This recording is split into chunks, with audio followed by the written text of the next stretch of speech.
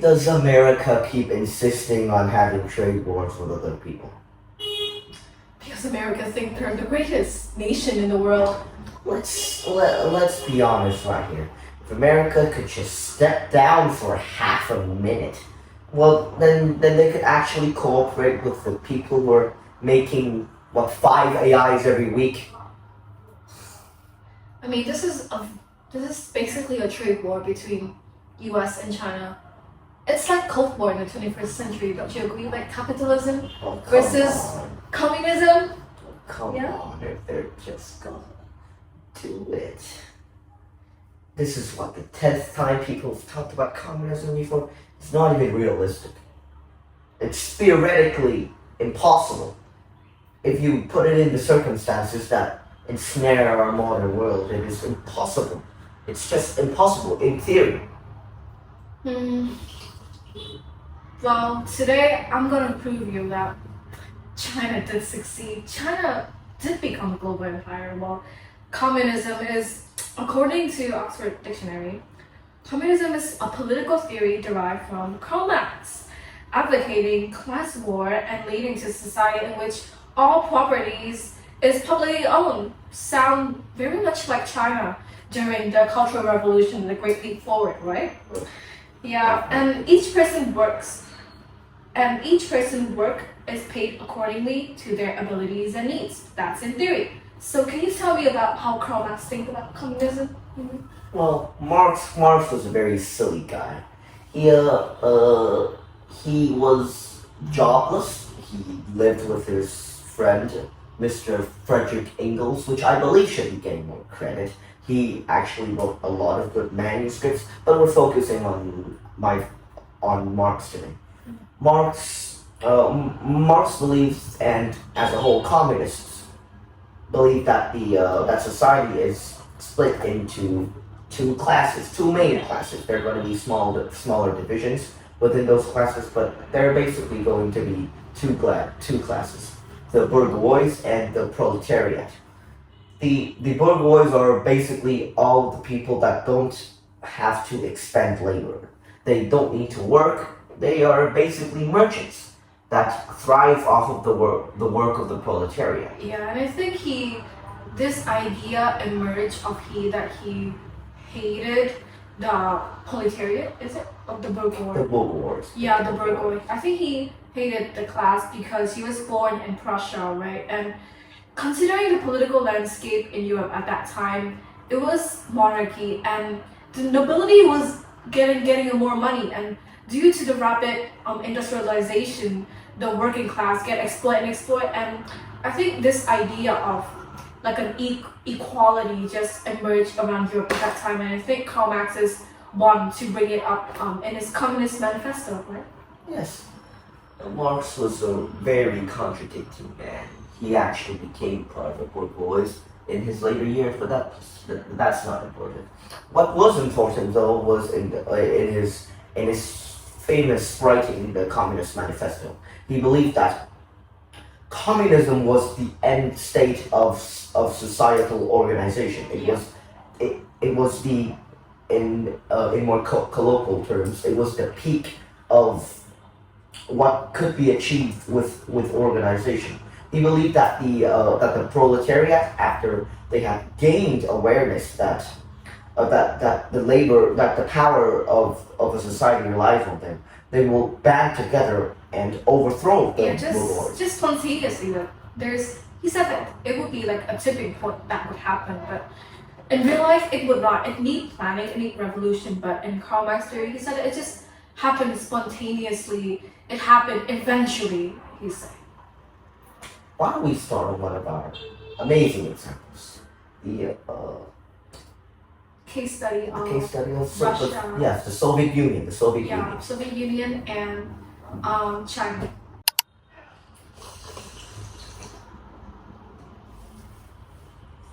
So let's delve into Russia. In the 20th century, right? The Tsar was he lost a lot of power, and there was a lot of revolutions and a lot of opposing parties in Russia at that time, and Russia has also experienced world wars, and it had a lot of unfair treaties, you may say, and because of that, of course, there were a lot of uprisings and a lot of new ideas that emerged around Russia, and one considerable I may mention is Lenin's. Lenin, we all love Lenin. Lenin's such a cool guy. So Lenin organized a party of Bolsheviks. Yes. I believe you know. The it was a bit silly because Lenin often posed his party, which is the Bolsheviks, as the majority. Usually they were the minority. But he's very educated and he received a good education overseas, right? Yeah, I believe, yeah. Lenin, after orchestrating his amazing October Revolution, I believe he had risen to office. Mm. And the October Revolution happens very brief and very fast, and it was like the last major phase of the Russian Revolution, and it happened in 2 days, the 24th and 25th of October, according to the old calendar. So the Tsar abdicated immediately, and he gave power.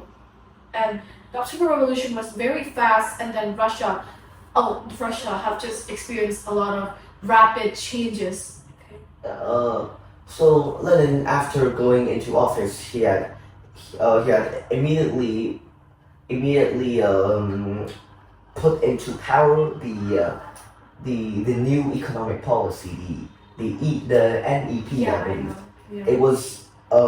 It was really the only way that that Lenin could have Lenin could have made the economic system of the Soviet Union stay afloat, because after the 2 to 3 years of the Russian Revolution, it was safe to say that the people were pretty angry at not having anything to eat. The schools not for children, and the hospitals are loaded up with dead people. So people were not very happy in the Soviet Union. So Lenin's policy, the new economic policy, the NEP, it was not communist, but it was a rather socialist. It was a rather socialist economic policy. There are like some room for private properties as well. And if you haven't known how to differentiate socialism and communism, we will explain it briefly. So people often wrong socialism for communism. Socialism, Karl Marx illustrated as if it was like a transitional phase before we reach the ultimate peak, which is communism. And socialism it's more loose than communism. It allows room for private properties and markets, but it will stay under the regulation of the government. And I think that's what Russia, the Soviet Union, has tried to be doing with a new economic policy. As a digressing point, I believe that socialism is actually seen a lot more, like possibly tens of hundreds of times more than communism, just because it's much easier to maintain, because socialism is much easier to maintain. People have something to exchange with. The pivotal point difference between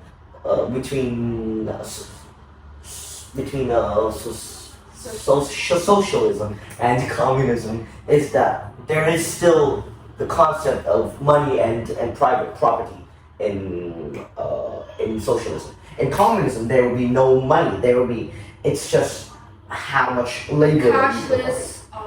Cashless state society. And I think that communism is just like a short-term thing for the government to unify the people for after such long wars, and that's exactly what the Soviet Union do. And after they have implement the communist ideologies, they come back to socialism so that it could allow room for urban development, industrializations, and the Soviet Union did have urban development and industrializations. It's really having cash, having having property, it is pivotal to developing your economy. Without cash, there's nothing to develop your economy from. Debt is naturally a pivotal part of human society. So eliminating debt, which is what communism tries to do, which is eliminating debt, it's impossible. It's like telling you to live without eating food.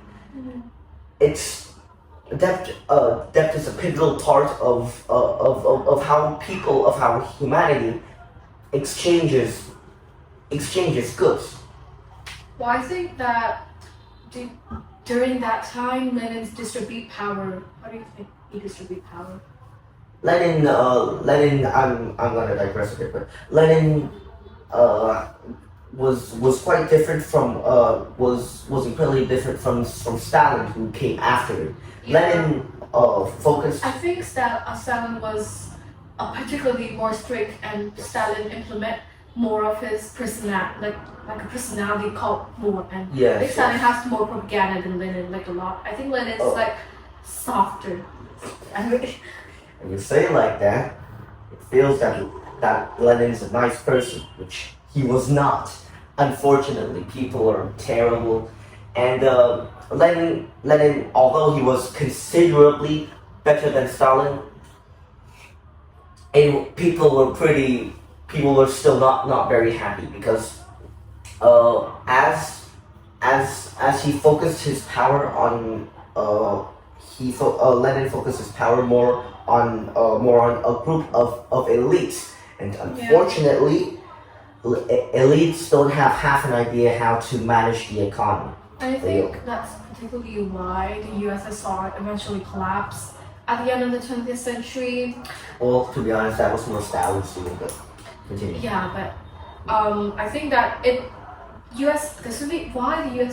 Soviet Union differs from China. That I will say later, because China, our favorite ally, yes. Yes, our dear friend. So I think Soviet Union failed because it tried to adapt to capitalism as well as communism. They tried to blend the two ideas together, which is impossible. And actually, after Stalin died, I think a new leader tried to implement like a political slogan. Yeah. I think it's called Glasnost, and it's for like a call for government transparency regarding politics. Well, however, this backfired because the USSR consists of a lot of states, right? And these states, as a result of Western influence from Europe, like the states just want to rise up as a result of the government doing and trying to loosen up the political landscape in Soviet Union at the time. And it was that the economy in Soviet Union, it was still state controlled, and it didn't adapt back to socialism because, as I agree with you, communism is just like a short-term thing, right? And I think that's particularly how the Soviet Union collapsed, while China here, as we see now, it's lead by Xi Jinping, and I may say it's one of the best country economically. Now, why don't we talk about China? Mm-hmm. So let's start with China, okay? And its founding father, Mao Zedong. So, in contrast with Lenin's upbringing, I think Mao Zedong, he is more humbled, and he's born in the province of Shaoxiang in Hunan, and his family, they're just farmers, but it's enough to but they're landlords in that time, and they have enough money to afford him to have like a decent education. Mao had quite a decent education compared to the children at the time, because at the time Mao was born, it was to say that the economic state of China wasn't bad, but it wasn't good either. It was extremely dependent on it was a very agrarian society. It was extremely based on farming alone. Yeah, and there are like a lot of floods and a lot of disastrous things happen. And at that time, when he began schooling in began schooling in 1911. You know the Shanghai Revolution? Oh So, yes, it's the yeah, revolution. it's a revolution that ended the Qing dynasty, then the monarchy in China, and it's led by a lot of revolutionary groups, and notably is the Tongming, and it's a nationalistic organization that is led by Sun Yat-sen, which it later became a foundation for the Kuomintang government. That later on it related a lot too much on general life. And as a matter of fact, when he began schooling in Changsha, I believe, he have a lot of exposure to democratic ideas from the West. And a very funny fact, in one of his school essay, he said that Sun Yat-sen should become president, and he didn't know later on that it will become his enemy and such. And when he become after he graduated from university, he moved to Beijing to become an assistant for a professor there. And at that time, at Peking University, and at that time, he have a lot of new knowledge about communism, and he began to embrace himself in such ideas because his professor was also one of the founding members of the Chinese Communist Party, and it was just like an informal network at that time, but later on it developed. And so I'd like to say a little bit about how Mao ideas differs from Lenin's and Stalin. So unlike Lenin and Stalin, who believe in the central, like just Decentralization. decentralization. Yes. Mao believed that peasants is the one that should lead the revolutions, and Which Mao's a small point, but Mao's ideas of the peasants being the ones in power is actually more in line with Marxism than Lenin was, because Lenin focused his power on basically rich people, yeah. which is contradicting his. Well, later on, China did focus on rich people, but each approach differs from the Soviet Union a bit because Really? they focus on the peasant first, and the peasant was also the Red Guard army at that time, I believe. And then he would drill the peasant as if they were soldiers and expose them to introductory left-wing texts. So this gathered a lot of support among the major population of China at that time. So if you did not know, like the Kuomintang government and the Chinese Communist Party was once worked together, and they actually have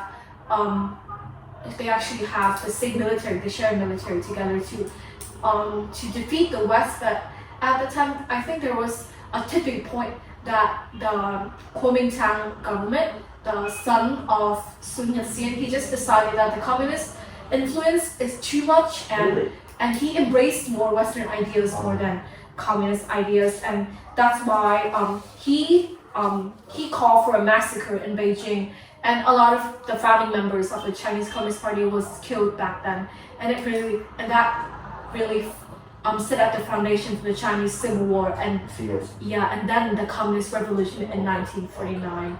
And why it differs from Russia is because it takes China, it takes Mao Zedong 22 years to actually gain power. That is an extremely long period of time compared to Lenin, who basically already had a seat in parliament back before he had in power, but the very process of which he had risen to power is extremely quick. He had risen to power from a member of parliament into basically a position equivalent of the prime minister in 2 days or maybe a bit more. So I think that's one of the key distinctions between. Yeah, and I think that because he took such a long time, like when he came into power, the people have more trust in him than I think what people have in Lenin or in Stalin. And he also have a lot of propagandas, I would say. It's described in this book, and I will read like a line for it. So, So I see that you're a very avid reader. yeah, quote, the most famous of the communist-led strikes took place in 1922 at the Anyang coal mines on the border of Hunan and Shaanxi provinces, one of the largest concentrations of industrial workers in China at the time. Mao was only indirectly involved, but the party later exaggerated his role and wove the story of the strike into its founding mythology, end quote. And in this book, it portrayed a lot of tactics they used during the Cultural Revolutions. Mao have a lot of propagandas and a lot of stories, and I think that involved the nationalistic nationalism in the Chinese people at that time, because the Chinese grow a lot of resentment up as opposed to Western power, and I think that the feeling that these propagandas bring to them, like the feeling that China is going to rise up again after the century of humiliation, I think that it brings the Chinese people a lot of comfort, and they just sort of trust him more. I think propaganda, although it's quite a word with a negative connotation, it is extremely important in political ideologies. If you can't have the people believe in you, if you can't make them believe in your so-called personality code, then why are you special? Why are you ruling over them? You need to make them know that you are in some way special. You are in some way fit to rule over them. Yeah, and one of the reasons why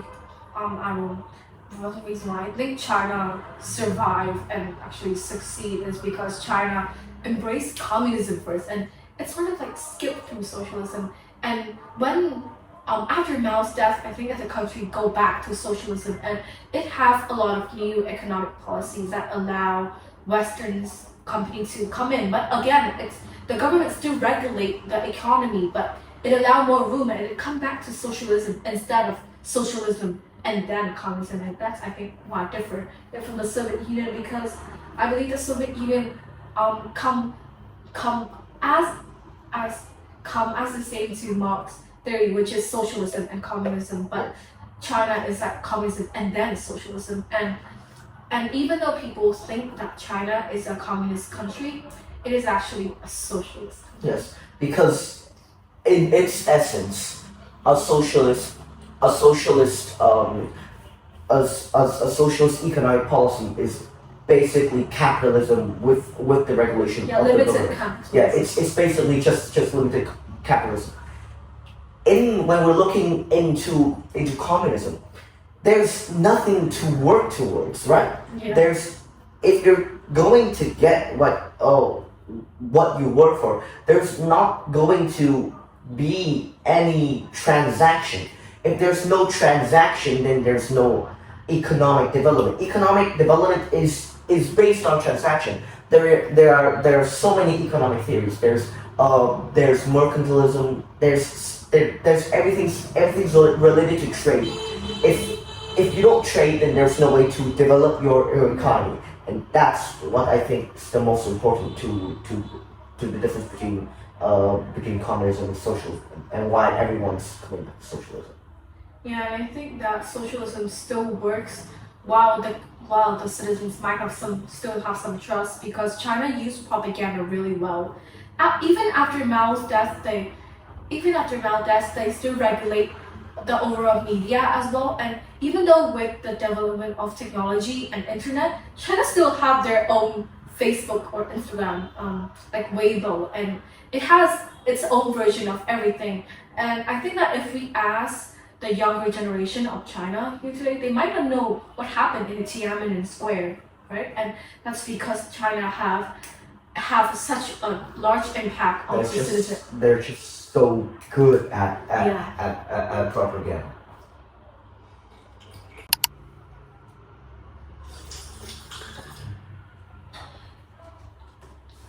So, don't you reckon we should go onto our amazing plate of 5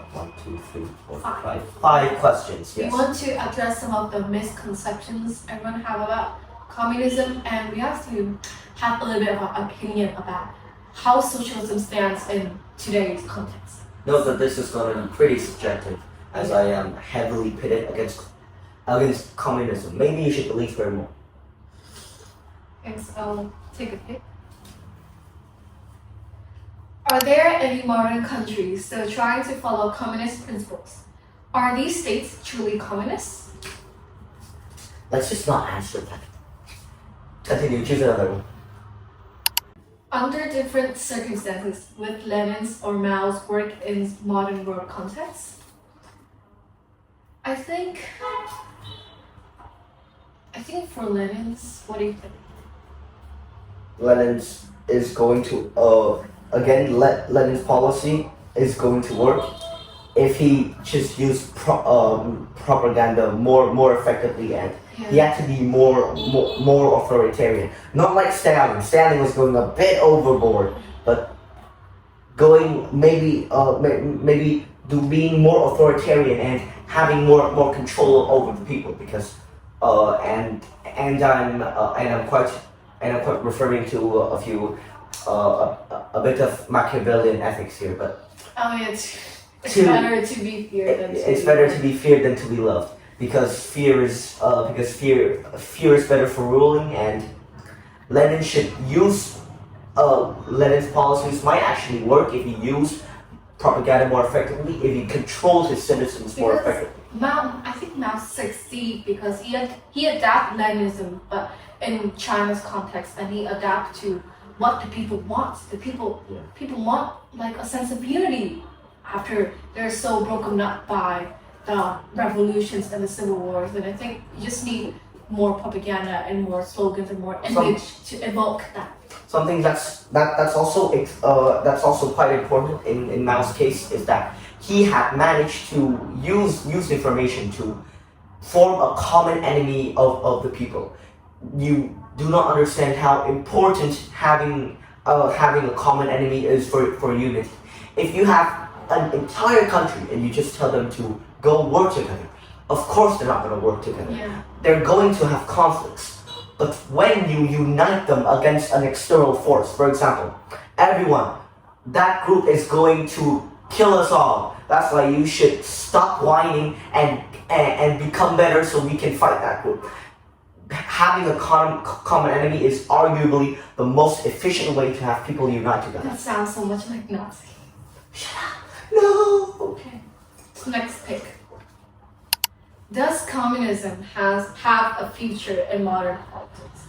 Well, I think that communism wouldn't have a future because, again, I've said before, communism is a short-term thing. If such a war happened, for example, then communism may be needed to kind of settle down the country and just to unify, right? But I think that if you ask, does socialism have a future in modern politics, then yes, China's allies. Take Vietnam, for example. Cuba, Vietnam, China, and other communist country, they still work, right? Yeah. It's impossible to maintain your economy if you have a communistic policy, because people are just not gonna work, man. Last pick. Is communism still a relevant political ideology? I think that's the same. Yeah, that's the same question. So let's answer that question on the floor. You read it. Are there any modern countries that are still trying to follow communist principles? Except China. How about Vietnam? Vietnam has too many problems to even remotely try communist policies, because as a seasoned citizen of Vietnam, I know, and she probably knows too, that for Vietnam, economic development is the most important thing in everything, probably behind keeping its land, but economic development is arguably the most important thing with Vietnam right now. And transferring to a system of communism is going to absolutely demolish that, because, as I've said, communism doesn't mesh well with economic development. People just don't like to work. Yeah, so I think if for example, a war happened, and yes, communism may succeed. I'm glad you've listened to us throughout this entire conversation, and have a good day.